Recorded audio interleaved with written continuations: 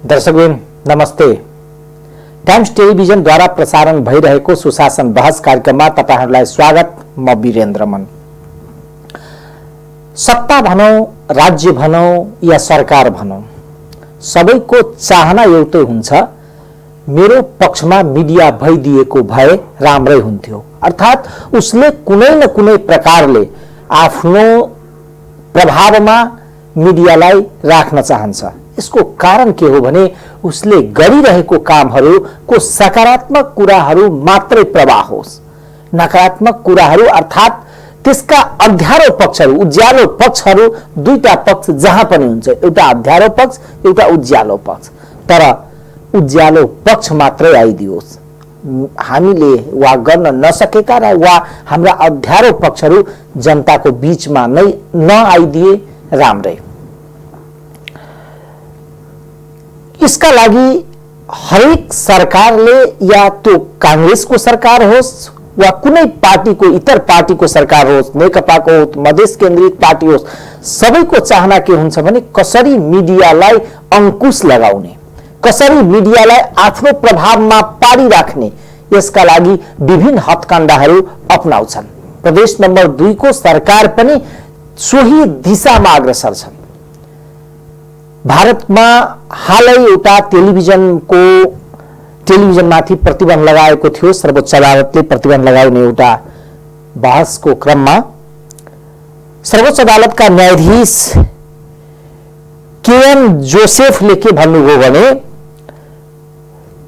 कि हामीले वा सरकारले यो बुझ्नु पर्ने के हो भने कुनै एक पक्षलाई, एउटा मिडियालाई धेरै विज्ञापन दिने, अर्कोलाई दिँदै नदिने वा कम दिने, यसको मापदण्ड उचित होइन। यसले कतै न कतै डेमोक्रेसीलाई असन्तुलनमा पार्छ, अर्थात प्रजातन्त्रलाई असन्तुलन बनाउँछ। यसको कारण के थियो भने यदि मिडिया प्रभावमा पर्यो भने प्रजातन्त्रको विनाश त्यहीबाट सुरु हुन्छ।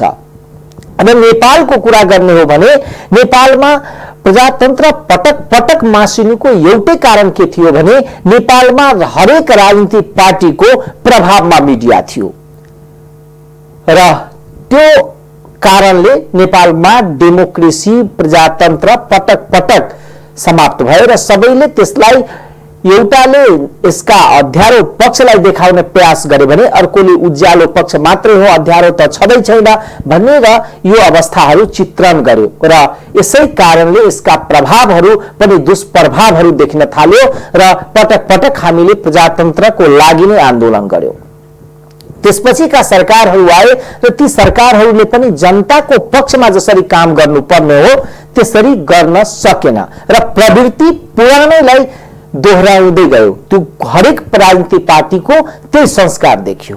आज प्रदेश नम्बर 2 मा यस्तै अवस्था देखिएको छ। अर्थात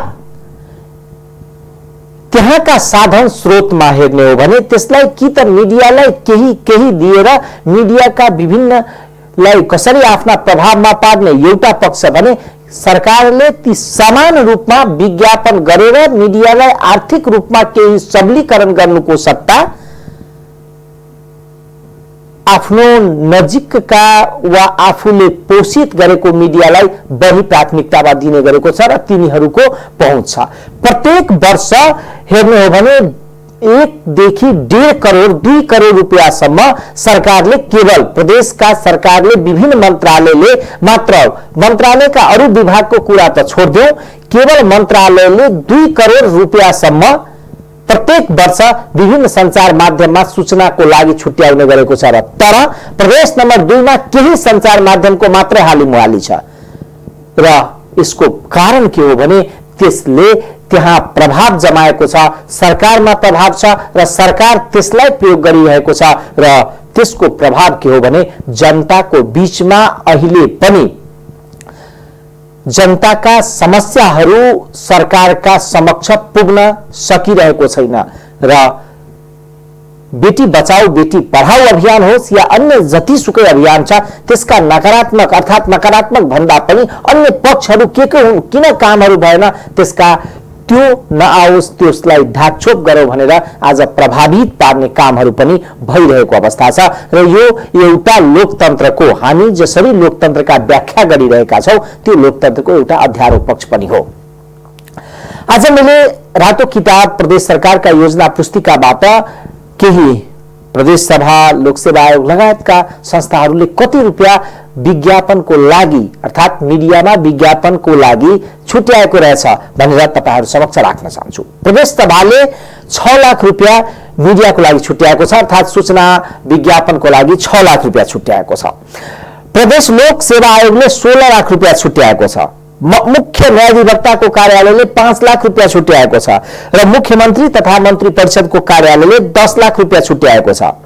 उद्योग, पर्यटन, वन तथा वातावरण मन्त्रालयले 8 लाख र आर्थिक मामला तथा योजना मन्त्रालयले 10,80,000, भूमि व्यवस्था, कृषि तथा सहकारी मन्त्रालयले 10 लाख, आन्तरिक मामला तथा कानून मन्त्रालयले 15 लाख र भौतिक पूर्वाधार विकास मन्त्रालयले 30 लाख रुपियाँ छुट्याएका छन्। यो केवल जुन अरु चेतनामूलक विज्ञापन भन्दा पनि यो विज्ञापन चेतनामूलक जुन सरकारको आउँछ त्यो भन्दा पृथकको लागि छुट्याइएको हो। त्यसका लागि विभिन्न रेडियो कार्यक्रमहरू, बेटी बचाओ बेटी पढाओ, त्यसपछि विभिन्न कार्यक्रमहरूका जुन कानून लगायतका ज्ञानहरूको विषयको छ, यी तमाम सन्दर्भहरूसँग हामीले यसमा त्यो रकमहरू जोडेका छैनौं।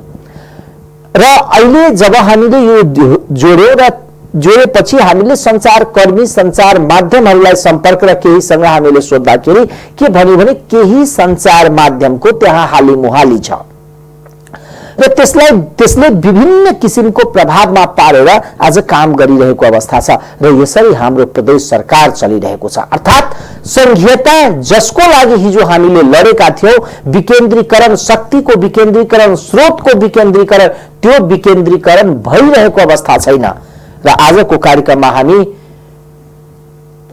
यति सरकारले खर्च गरिरहेको छ तर समग्र अवस्थामा आज सबैभन्दा बढी उपेक्षित शिकार भइरहेको दलित समुदाय, जसले खाना पानी पनि शुद्ध पाइरहेको छैन, यस्तो विडम्बनापूर्ण अवस्था छ र हामी योजना पनि कस्तो निर्माण गरिरहेका छौं।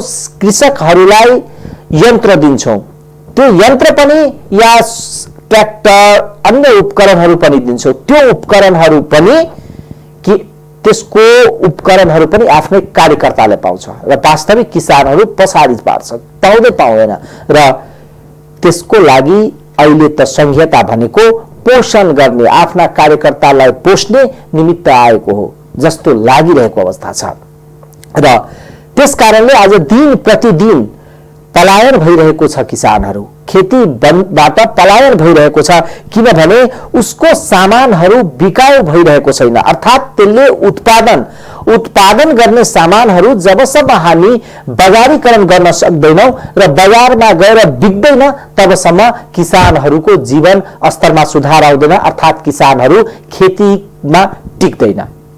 यथार्थ अवस्था हो। तर अवस्थालाई हेर्ने हो भने बडा चिन्तित र चिन्तापूर्ण अवस्था छ हाम्रो यो प्रदेशको अवस्थाहरू। एक समग्र अवस्थामा प्रदेश सरकारको विभिन्न मन्त्रालयले प्रत्येक वर्ष 1,10,80,000 रुपैयाँ खर्च गर्छन् विज्ञापनमा। कतिपय अहिले सन्दर्भहरू देखिएको छ र सन्दर्भलाई के भनिन्छ भने केही व्यक्तिहरूलाई, केही पत्रिकाहरूलाई, केही व्यक्तिहरूलाई मात्र हालिमुहाली त्यहाँ राखिएको छ र त्यहाँ भइरहेको अवस्था छ। तर त्यो सँगसँगै यदि हामीले करोडौं रुपैयाँको योजना र करोडौं रुपैयाँ केवल कुनै संचार माध्यमलाई मात्र दिन्छौं, केही व्यक्ति र केही सीमित संचार माध्यमलाई भने त्यसले उपलब्धि दिने हो कि त्यो त एउटा छुट्टै अवस्था छ र त्यो भन्दा हामीले योजना निर्माण गरिदिएको भए आज यी दलितहरू त्यो दूषित पानी खानु पर्ने अवस्था हुँदैन थियो। आजको कार्यक्रममा हामी यी विषयमा पनि प्रवेश गर्छौं भने अर्कोतर्फ समस्या के हो भने आज हिजो कृषि मन्त्रालयमा एकजना महिला सचिव सरुवा भएर आउनुभयो। मन्त्रीजीले उहाँलाई पदस्थापन गर्न दिनु भएन, हाजिर हुन दिनु भएन र यस आज मन्त्रीजीहरूले केही कुराहरू पनि राख्नुभयो, सामाजिक सञ्जालहरूमा टीका टिप्पणीहरू गर्नुभयो। त्यो सन्दर्भहरू पनि आज हामी कार्यक्रममा जोड्छौँ। तर सबभन्दा पहिलो कोरोनाको कुरा गरौँ। कोरोना आज प्रदेश नम्बर 2 मा जसरी दिन प्रतिदिन घटिरहेको अवस्था छ, प्रदेश नम्बर 2 मा आज पनि घटेको छ। 43 जना आज मात्र संक्रमित हुनुभएको छ, जसमा धनुषामा 5 जना, महोत्तरीमा 2 जना, सिरहामा 5 जना, बारामा 5 जना, पर्सामा 14 जना, सर्लाहीमा 2 जना, सप्तरीमा 10 जना र कुल 124 जनाको मृत्यु भएको छ। आज सप्तरीमा प्रमुख जिल्ला अधिकारी सीडीओ को भान्सेको मृत्यु भएको छ। 66 वर्षीय व्यक्ति हो र उहाँ निकै लामो समयदेखि त्यहाँ भान्सेको रूपमा कार्यरत हुन्थ्यो। उहाँको कोरोना संक्रमणको कारणले मृत्यु भएको प्रदेशका स्वास्थ्य निर्देशनालय, प्रदेशका सामाजिक विकास मन्त्रालय अन्तर्गत रहेको स्वास्थ्य निर्देशनालयले आज हामीलाई जानकारी दिएको छ। अब समग्र नेपालको कोरोनाको अवस्थाको कुरा गर्ने हो भने स्वास्थ्य तथा जनसङ्ख्या मन्त्रालयले विगत 24 घण्टामा 1497 जनामा कोरोना भाइरस संक्रमणको पुष्टि भएको जनाएको छ। तीमध्ये आधा काठमाडौँ उपत्यकाका 3 जिल्लाका हुन्। यससँगै नेपालमा पुष्टि भएका संक्रमितको कुल संख्या 69,000 नाघेको छ। सो अवधिमा 17 जनाको कोभिड-19 सँग सम्बन्धित कारणले मृत्यु भएको मन्त्रालयले बिहीबार अपराह्न सार्वजनिक गरेको तथ्याङ्कमा उल्लेख छ। यो अहिलेसम्मकै एक दिनको मृत्यु भएको सर्वोच्च संख्या हो। नेपालमा अहिलेसम्म 453 संक्रमितको मृत्यु भएको छ भने निको हुनेको संख्या 50,000 नाघेको छ। मन्त्रालयका प्रवक्ता डाक्टर जागेश्वर गौतमका अनुसार विगत 24 घण्टामा 457 जना रोगमुक्त भएका छन्। गत भदौ 24 देखि प्रत्येक दिन 1000 भन्दा बढी संक्रमित फेला परिरहेका छन्। बुधबार मन्त्रालयले 1172 संक्रमित फेला परेको तथा 7 जनाको मृत्यु भएको जनाएको थियो। गत शुक्रबार एकै दिन 2020 जनामा संक्रमणको पुष्टि भएको थियो। यो अहिलेसम्मकै सर्वाधिक दैनिक वृद्धि थियो। अहिले देशभर 18,437 जनामा सक्रिय संक्रमण छ। तीमध्ये 8,614 जना संस्थागत आइसोलेसनमा, 9,823 जना घरमै बसेको जानकारी मन्त्रालयले दिएको छ। बागमती प्रदेशका जिल्लामा, त्यसमा पनि काठमाडौँ उपत्यकामा हुने संक्रमितको संख्या अन्यत्र भन्दा बढी छ। अहिले पुष्टि भएको संक्रमित मध्ये 1/3 भन्दा बढी अर्थात् 513 जना महिला र 984 जना पुरुष छन्। काठमाडौँमा सर्वाधिक 609, भक्तपुरमा 51, ललितपुरमा 95 गरी उपत्यकामा 755 जनामा कोभिड-19 को पुष्टि भएको हो। त्यसैगरी मोरङमा 73, बाँकेमा 53, रूपन्देहीमा 86, कैलालीमा 45 जनामा पनि कोरोना भाइरस भेटिएको छ। मृतकहरू विभिन्न जिल्लाका हुन्। उनीहरूको उमेर 32 देखि 82 वर्षसम्मको भएको मन्त्रालयले उपलब्ध गराएको तथ्याङ्कमा उल्लेख छ।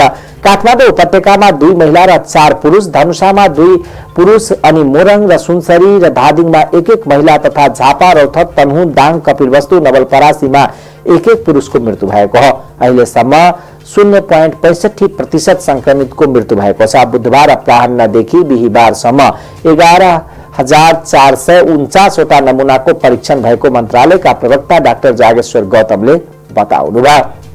उहाँका अनुसार अहिलेसम्म नेपालमा 50,411 जना संक्रमित निको भइसकेका छन्। यो संक्रमितको कुल संख्याको 72.7% हो। गम्भीर लक्षण भएका बिरामी मध्ये 232 जना सघन उपचारमा, 28 जना भेन्टिलेटरमा छन्। अहिले देशभरि 6,565 जना क्वारेन्टाइनमा रहेका छन्। दर्शकवृन्द, यो देशमा विभिन्न आन्दोलनहरू भए, पटक पटक आन्दोलन भए। 63 साल, 47 साल, 42 साल लगायत विभिन्न आन्दोलनहरू हामीले 62-63 देखि हुँदै हुँदै आन्दोलनको जगमा अहिले आएको संघीयता र गणतन्त्र हो। तर संस्थागत अवस्थामा गणतन्त्र संस्थागत भइरहेको अवस्थामा संविधान निर्माण भएको 5 वर्ष बितिसक्दा पनि अहिले खास गरेर प्रदेश सरकार पनि गठन भइसकेको अवस्थामा र 3 तहको सरकारको नाउँमा भन्ने हो भने 3 तहको सरकार छ, 3 वटा सरकार छ र हिजोसम्म श्री 5 को सरकार थियो, अहिले श्री 5 श्री 3 को सरकार छ, अर्थात् 3 तहको सरकार छ। तर जनताले पाउनुपर्ने सुविधाहरू अहिले पनि पाइरहेको अवस्था छैन, खास गरेर दलित र विपन्नहरूको। तर लाखौं करोडौं रुपियाँ भनेको खर्च केमा भइरहेको छ भने बेकामका योजनाहरूलाई बनाएर खर्च भइरहेको अवस्था पनि छ र त्यसले समग्र हाम्रो प्रदेशको जुन कुल गृहस्थ उत्पादन छ त्यसमा प्रभाव परिरहेको छैन, अर्थात् त्यसलाई बढाउने काम हामीले गरिरहेका छैनौँ। गरिरहेका छौँ भने सौन्दर्यता गर्ने, नाला बनाउने, यो हामी भौतिक पूर्वाधारको विकासलाई मात्र विकास ठानिरहेका छौँ। अवस्था त्यो छ, विकट अवस्था। तर दलित समुदायहरू आज पनि राज्यसँग निरीह भएर आफ्ना अधिकार माग्दैछन्। हत्या भइरहेको छ, आएर सरकारको अगाडि भनिरहेछ मेरो मान्छेलाई मारियो, कारबाही गयो, तर सरकार शून्य अवस्थामा छ, सुन्दैन के छ, किन कर्तव्य विमूढको अवस्थामा छ।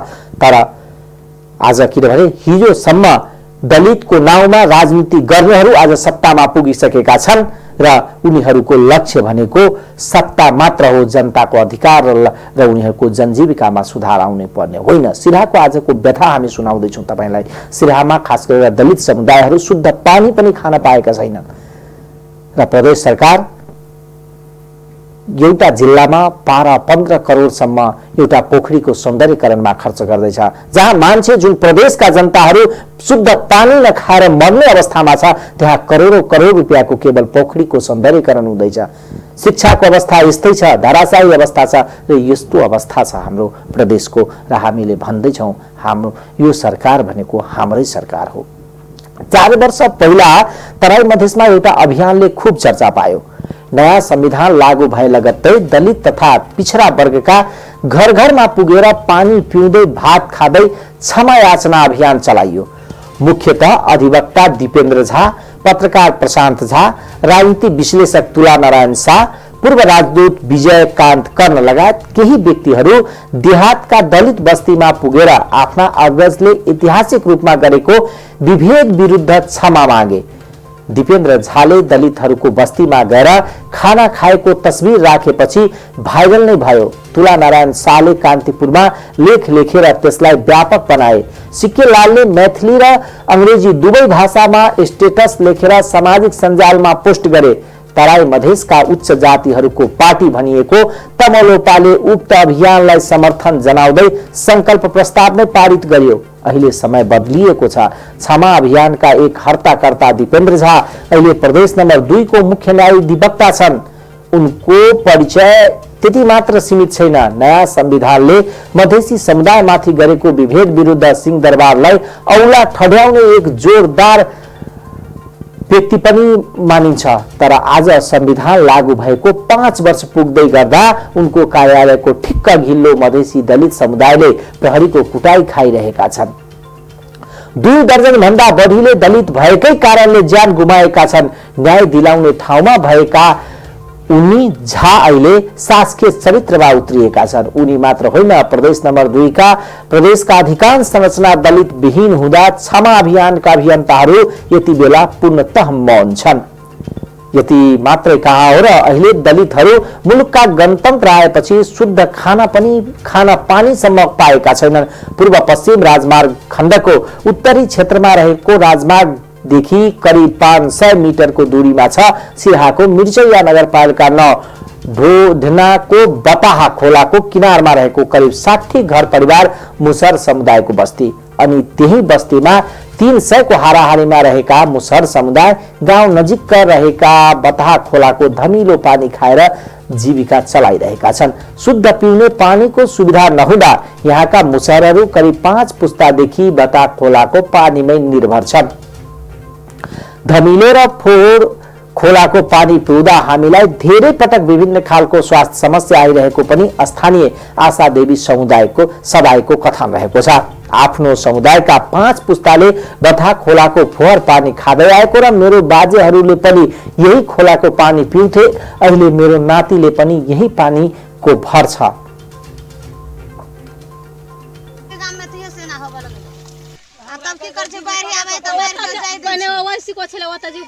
बरसात के मौसम में की करी यहाँ से? बरसात के मौसम में बरसा देलिया बाहर चली गेल तो कोदर लेब के तब कुआं खोल लेलिया भर के तब चल गेल। देखियो कल के चपुतरा बना देबे, जाली बना देबे, ई पेड़ के गराबल जे कह देबै से कहलकै हमरा आरके कुछो ने व्यवस्था करी हमरा आरके कहलकै जे घरो उजरल छलै कहलकै जे बोलू घर के बोलू हाँ फोटो लऽ के जाके बोलू घर उतरे के घर के अहाँके मरम्मत कर जाए तो ओहो सब नहीं भेटलै हमरा आरके कुछो नहीं भेटलै नेता सब ओते जाके कहते आ बाटो लगे जाए अखन तक घूर तक नहीं आवे हमरा आरके तकैला चुनाव जीतल के तहिया से घुर नहीं आवे आबि के जे ले हाँ आबै छी देही बजट सब देबो कह के ओना करते करते ठेकते हमरा के जनता के राखे हमरा कुछो नहीं करे एतबे कह के राखे है हाँ या ई रास्ता खुल जेतै जेला है माल जाल पोसै छी तब रास्ते नहीं हमरा के याद हमरा के जे है जे खिया पिया के माउदार कल के ले खोले फुसला के पनिया के जे ले भोट देबी तो हम ई चीज कर दो जाली देबो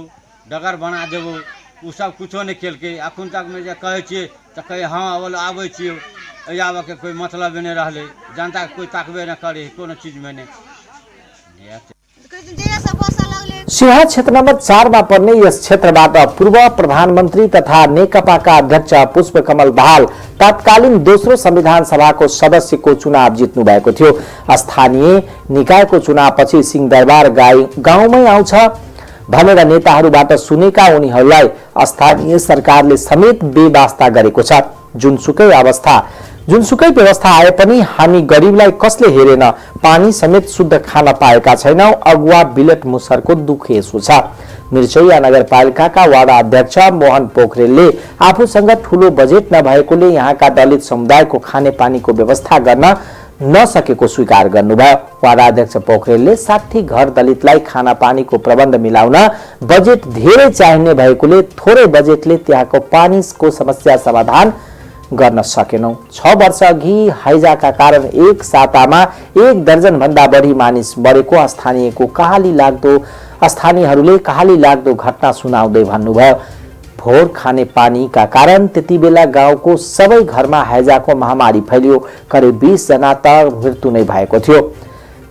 त्यस यता पनि बेला बेला झाडा पखाला र आउँ पर्ने छाला चिलाउने समस्या भए पनि खोलाको पानी खानुपर्ने बाध्यता छ। यता खानेपानी तथा सरसफाई डिभिजन कार्यालय लाहान मार्फत खानेपानीको लागि 2वटा बोरिङ जडान गरे पनि व्यवस्थित नगरिदा खानेपानीको लागि स्थानीयहरू समस्या भोग्दै आएको छ। मुसहर समुदाय दलित समुदाय भित्र पनि विपन्न वर्ग भित्र पर्छ। प्रदेश 2 मा संविधान जारी हुनु अघि र पछिको यो परिदृश्य नै मधेसी दलित माथिको दलन र त्यसको संरचना संरक्षणको अवस्थालाई बुझ्न पर्याप्त छ। मधेसी दलितलाई हेर्ने सवालमा मधेसका सम्भ्रान्त वर्ग र काठमाडौँको दृष्टिकोणमा कुनै अन्तर छैन। मधेसको उच्च जातीय अहंकारसँग पहाडी जातिवाद र राष्ट्रवादको सालनाल जोडिएको छ। पहाडमा जस्तै मधेसी समुदाय भित्र प्रशस्त विविधता छ। राज्यसँगको अपेक्षा पनि फरक छ। अर्थात् तिनीहरूको लागि गणतन्त्र लोकतन्त्र संघीयता त केवल नारा मात्र हो। प्रत्येक वर्ष हामी जान्छौं, आश्वासन दिन्छौं तिमीहरूको समस्या समाधान हुन्छ, चिन्ता नलेऊ। तर समस्या के समाधान हुन्छ र आजसम्म शुद्ध खान पानी पनि पाएका छैनन् तिनीहरू। र हामी यस्तो अवस्थामा छौं र सरकार तिनीहरूको घर दैलोमा पुग्नु पर्ने हो। तर तिनीहरूको घर दैलोमा नपुगेको सरकार अहिले हामीले सदरमुकामका केही गाउँहरूमा बोर्ड झुन्ड्याइएको छ। विकासको पथमा छ रे सरकार, विकास गरिरहेको छ रे, सडक सञ्जाल बनाइरहेको छ रे। तर जतिसुकै सडक सञ्जाल बनाउनुस्, ती समुदायहरू जो आज राज्यका मूलधारमा कहिले पनि पुग्न सकेन, तिनीहरूलाई यदि हामीले सुविधा दिन सकेनौं भने हामी जतिसुकै विकास गरौं त्यो विकासको औचित्य रहँदैन। अर्को प्रसंग लागौं। आज कृषि मन्त्री शैलेन्द्र प्रसाद शाह प्रदेश नम्बर 2 को कृषि मन्त्री हुनुहुन्छ। उहाँले सामाजिक सञ्जालमा केही समयको अन्तरालमा 2वटा फरक स्टेटस लेख्नुभयो। म कसैको आदेश पालक होइन, पहिलो स्टेटस लेख्नुभयो। त्यसपछि लेख्नुभयो म जनादेशको पालन गर्छु, होइन भने जिम्मेवारी छोड्छु। कतै न कतै यो सरकार या सरकार भित्रका मन्त्रीहरूको मनमौजी र अन्तर्विरोधहरू झल्किन्छ। किनभने खुलेआम मन्त्री हुन्छ म जिम्मेवारी छोड्छु, अर्थात् म कसैको आदेश पालक होइन, अर्थात् आफू मनमौजी हिसाबमा सरकार चलाउँछु र त्यो सन्दर्भ के हो भने एकजना महिला सचिवको यहाँ सरुवा गरियो, त्यो मन्त्रालयमा महिला सचिवलाई पठाइयो। उहाँको इच्छा के छ भने केही व्यक्ति एकजना आफ्नै जाति स्वजातीय थरका व्यक्तिलाई निमित्त सचिवको जिम्मेवारी दिउँ। ती महिला सचिव आउनुभयो, आफ्ना कार्यकर्ताहरू लिएर मन्त्रालयका केही सचिवालयका व्यक्तिहरूलाई लिएर उहाँलाई हाजिर हुनमा अवरोध सिर्जना गर्नुभयो। कुरा के आयो भने मुख्यमन्त्रीले यसमा चासो लिनुभयो र भन्नुभयो होइन, सचिव आएको छ भने हामी उहाँलाई सहज वातावरण बस्ने वातावरण बनाऊ, यसरी अवरोध गर्नु राम्रो होइन र यो राम्रो सन्देश पनि जाँदैन। र मन्त्रीजीको चाहना छुट्टै थियो र त्यो कारणले आज उहाँले छुट्टा छुट्टै दुईटा स्टेटस लेख्नुभयो, सामाजिक सञ्जालमा आफ्ना विचार राख्नुभयो र त्यो विचार मुख्यमन्त्रीलाई चुनौती छ। त्यो चुनौती म कसैको आदेश पालक होइन भने मुख्यमन्त्रीलाई सोझो शब्दमा, घुमाउरो शब्दमा होइन कि सोझो शब्दमा भन्नुभएको छ। र अर्कोतर्फ म जनादेशको पालन गर्छु, होइन भने जिम्मेवारी छोड्छु, अर्थात् मलाई पनि सरकार चलाउने र सरकारमा भागीदारी गर्ने जनादेश छ र यदि मेरो जनादेशले या मलाई जुन कदर छ कदर गरिँदैन भने म सरकार छोड्छु, अर्थात् मन्त्री पदबाट राजीनामा दिन्छु। मेरो कुरा मान्नुहुन्न भने म मन्त्री पदबाट राजीनामा दिन्छु। यो घुमाउरो शब्दमा उहाँले राखेको कुरा केही यही हो।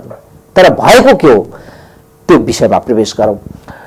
कर्मचारी सरुवाका बारेमा संघीय सरकार र प्रदेश सरकार बीचको टकराव पेचिलो बन्दै गएको छ। प्रदेश 2 का मुख्यमन्त्री लालबाबु राउतले छोटो अवधिमै मन्त्रालयका सचिवको सरुवा हुँदा काम गर्न असजिलो भएको गुनासो संघीय सरकार समक्ष गरेका थिए। तर बुधबार प्रदेश 2 सरकार अलि बेग्लै ढंगले प्रस्तुत भयो। प्रदेश 2 का भूमि व्यवस्था तथा सहकारी मन्त्रालयमा सरुवा भई हाजिर हुन गएकी सचिव सम्झना काफ्लेमाथि दुर्व्यवहार भएको छ। संघीय कृषि मन्त्रालयबाट प्रदेश 2 को कृषि मन्त्रालयमा सरुवा भए कि उनलाई मन्त्री शैलेन्द्र शाहले हाजिर हुन दिइरहेका छैनन्।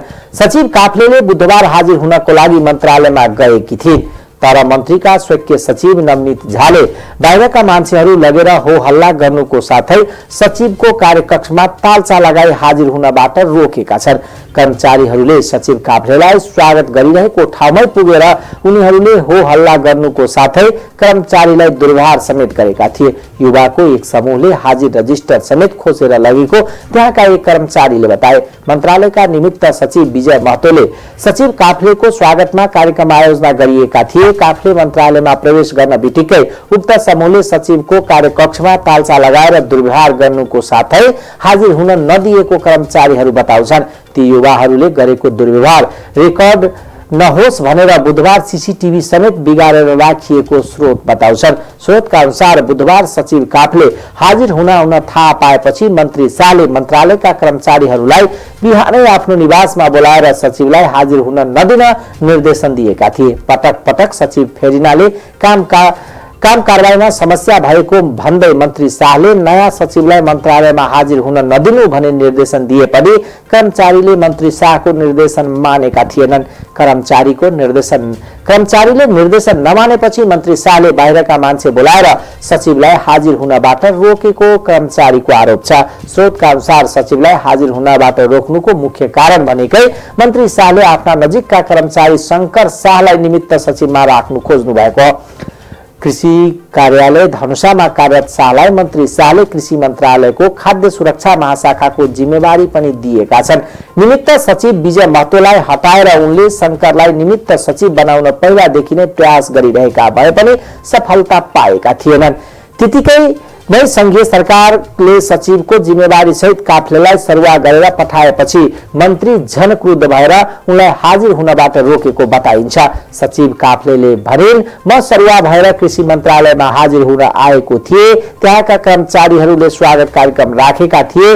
त्यसमा सहभागी भएपछि आफ्नो कार्यकक्षमा जाँदा तालचा लागेको थियो। हाजिर रजिस्टर खोज्दा त्यो पनि पाइएन अनि मलाई असहज भयो र त्यहाँबाट निवास फर्के। यो विषयमा आफूले प्रमुख सचिव पोखरेललाई जानकारी गराइसकेको बताउँदै उनले बिहिबार त्यसमा छिनोफानो हुनु बताए। यस विषयमा मन्त्री शाहसँग बुझ्दा उनले संघीय सरकारले पटक पटक सचिव सरुवा गर्ने 2-3 महिनामै सरुवा गर्ने गरेको विरोधमा आफूले हाजिर हुन नदिएको प्रतिक्रिया दिनुभयो। उहाँले सचिव काफ्लेलाई हाजिर हुनबाट रोक्नेहरू आफ्ना स्टाफहरू रहेको बताउनुभयो। कृषि राज्य मन्त्री योगेन्द्र राय यादवले सरुवा भई आउने सचिवलाई स्वागत गर्ने कि हाजिर हुन नदिने भन्ने विषयमा मन्त्री शाहले आफूसँग छलफल नै नगरेको दावी गर्नुभयो। पटक पटक सरुवा गरेको विषयमा मुख्यमन्त्री राउतले संघीय सरकारसँग कुरा गरिरहेको बताउँदै उहाँले आइसकेको सचिवलाई यसरी यो तरिकाले हाजिर हुनबाट रोक्नु गलत भएको बताउनुभयो। आफू 3 दिनदेखि काठमाडौँमा रहेको र बिहीबार मात्र जनकपुर फर्केको कारण धेरै कुरा थाहा नभएको उहाँको भनाइ छ। तर जुन कुरा बाहिर आएको छ त्यसले राम्रो सन्देश नदिएको उहाँले बताउनुभयो। मन्त्री शाहले राज्य मन्त्री यादवलाई मन्त्रालयमा कुनै जिम्मेवारी समेत दिएका छैनन्। मन्त्री शाह र राज्य मन्त्री यादव बीचको सम्बन्ध समेत राम्रो नरहेको मन्त्रालयकै कर्मचारीहरू बताउँछन्। यस विषयमा मुख्यमन्त्री लालबाबु राउत र कृषि मन्त्री शाह बीच पनि भनाभन भएको स्रोतको दावी छ। मन्त्री शाहले सचिवलाई आफूले हाजिर नगराउने र निमित्तबाटै काम गराउने आह्वान मुख्यमन्त्री सामु राखेको बताइन्छ।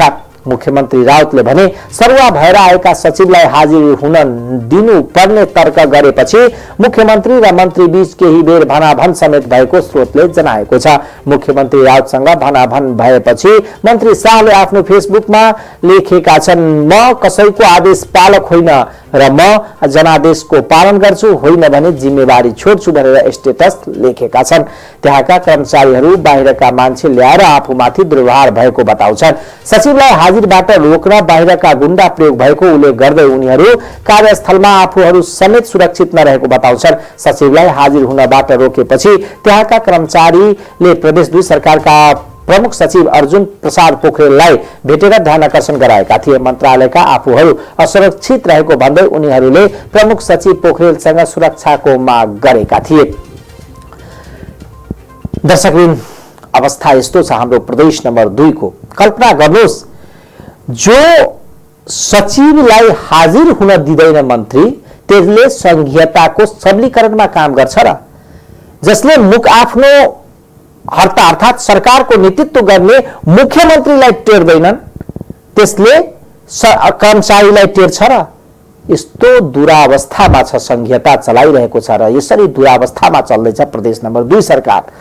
यसले विकास र समृद्धि ल्याउँछ कि र गम्भीर चिन्ताको विषय हो र भनिन्छ यही प्रदेश हो जसले संघीयताको जन्नी हो। अरू ठाउँमा त संघीयताको मतलब पनि छैन। हो, यदि यो प्रदेश र यो ठाउँ संघीयताको जन्नी हो भने कुनै कर्मचारी सरुवा भएर आउँछ भने रोक्नु कदापि उचित होइन, त्यो पनि मन्त्री पदमा बसेको व्यक्तिले। यस्तो दुरावस्था छ र उहाँको मन्त्रालयमा विभिन्न चलखेलका कुराहरू पनि आइरहेको छ र विगतमा पनि भएको अवस्थाहरू पनि छ र बेरुजु त्यसपछि कानुन विपरीत कामहरू पनि धेरै भएको महालेखा परीक्षाको प्रतिवेदनले औल्याइसकेको अवस्था छ र यस्तो अवस्थामा जसरी यो टकरावपूर्ण अवस्था छ कर्मचारी सरकारमा वा सरकारका जुन अगुवाहरू सरकारका मन्त्रीहरूको बीचमा जुन टकरावको अवस्था छ, विभिन्न मन्त्रालयको कुरा गर्ने हो भने यस्तै अवस्था छ। कर्मचारीहरूलाई काम नगर्ने वातावरण छ र यिनीहरूको सन्देश राम्रो जान्छ बाहिर भने होइन। हामी जतिसुकै भनौं संघीय सरकारले षड्यन्त्र गर्दैछ भने हामी आफ्नो व्यवहार कसरी सुधार्ने, यो कुनै व्यक्तिको कुरा होइन, यो संरचनागत विकासको कुरा हो र पद्धतिको कुरा हो। यदि सरुवा भएर आउँछ भने त्यो कर्मचारीलाई हामीले स्वागत गर्नुपर्छ, बस्न दिनुपर्छ र वातावरण बनाइदिनुपर्छ, काम गर्ने वातावरण सहज वातावरण बनाइदिनुपर्छ। त्यसले मात्रै हो, किनभने अहिले संघीयता भनेको सुसुप्त अवस्थामा छ, बाल्य अवस्थामा छ। यदि हामीले यो 2-3 वर्षमै यसरी खिचातानी गरेर यो अस्त व्यस्तता पार्दियो भने भोलिको दिनमा यो संघीयताको राम्रो सन्देश जाँदैन भन्ने कुरा छ। आजको कार्यक्रममा हामी विविध विषयमा चर्चा परिचर्चा गर्यौं। कार्यक्रम कस्तो लाग्यो, आफ्ना धारणाहरू आफ्ना विचारहरू हामीलाई अवश्य जानकारी गराउनुहोला। नमस्कार।